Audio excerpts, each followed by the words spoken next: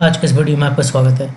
और आज मैं आपको ये बताऊंगा कि ईबे पे अगर आप सेल करते हैं और आपको फ्री शिपिंग प्रोवाइड करानी है बायर को या कस्टमर को, तो वो कैसे करेंगे। देखिए, जब भी आप ईबे की लिस्टिंग कर रहे होंगे तो आप यहाँ बिल्कुल नीचे नीचे आएंगे और यहाँ पे आपको ये ऑप्शन दिया होता है। यहाँ पे एक शिपिंग का ऑप्शन आता है, यहाँ पे थोड़ा नीचे। तो आपका शिपिंग के मेथड्स वगैरह चूज़ करने होते हैं। आप शिपिंग का मेथड भी चूज़ कर लेंगे, वेट और डायमेंशंस भी डाल लेंगे जो आपको डालना है।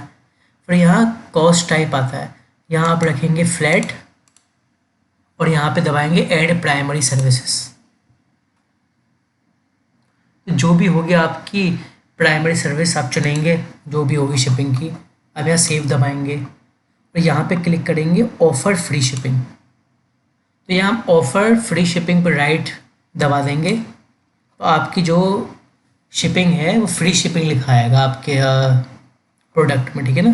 तो इस तरीके से आप अपनी लिस्टिंग पे फ्री शिपिंग प्रोवाइड करा सकते हैं। तो आज के इस वीडियो में इतना ही था। और भी ईबे से रिलेटेड वीडियो देखनी है तो चैनल के प्लेलिस्ट पे आकर चेक कर सकते हैं। धन्यवाद।